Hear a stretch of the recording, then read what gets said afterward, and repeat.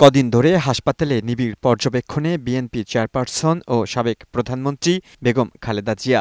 নানা উৎকণ্ঠার মধ্যে বিশেষজ্ঞ মেডিকেল বোর্ডের তত্ত্বাবধানে চলছে চিকিৎসা কার্যক্রম।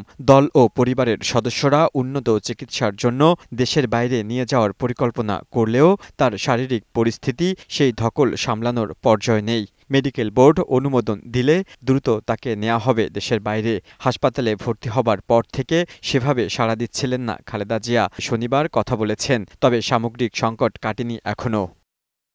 এদিকে রোববার বিকেলের পর থেকে বিভিন্ন রাজনৈতিক দলের নেতারা বেগম জিয়ার শারীরিক অবস্থার খোঁজ নিতে হাসপাতালে আসেন। তার অবস্থা অপরিবর্তিত।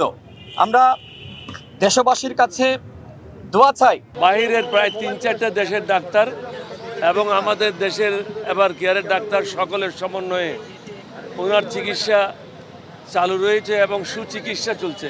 এছাড়াও এদিন হাসপাতালে সাবেক প্রধানমন্ত্রীর স্বাস্থ্যের খোঁজ নিতে প্রতিনিধি পাঠান রাষ্ট্রপতি মোহাম্মদ শাহাবুদ্দিন। মহামান্য রাষ্ট্রপতি গতকাল সকালেও বিএনপি মহাসচিব জনাব মির্জা ফখরুল ইসলাম আলমগীরকে ফোন করেছিলেন। ফোন করে তিনি বেগম জিয়ার শারীরিক অবস্থার সবশেষ খবরাখবর নিয়েছেন। এছাড়া বেগম জিয়ার যারা সংশ্লিষ্ট চিকিৎসক তাদের মাধ্যমেও মহামান্য রাষ্ট্রপতি নিয়মিত খোঁজ খবর রাখছেন। এদিকে হাসপাতাল এলাকায় ভিড় না করতে দলের সর্বোচ্চ পর্যায় থেকে নির্দেশনার পর রোববার নেতাকর্মীদের জমায়েত খুব একটা দেখা যায়নি। চিকিৎসকরা জানিয়েছেন, সাবেক প্রধানমন্ত্রী খালেদা জিয়া ফুসফুসে সংক্রমণ থেকে সৃষ্ট শ্বাসকষ্ট নিয়ে গত ২৩ নভেম্বর রাজধানীর এভারকেয়ার হাসপাতালে ভর্তি হন। এরপর দেখা দেয় নিউমোনিয়া। দীর্ঘদিন ধরে কিডনি, লিভার, অর্থাইটিস ও ডায়াবেটিসের সমস্যায় ভুগছেন সাবেক প্রধানমন্ত্রী খালেদা জিয়া। লিওন মীর, বৈশাখী সংবাদ, ঢাকা।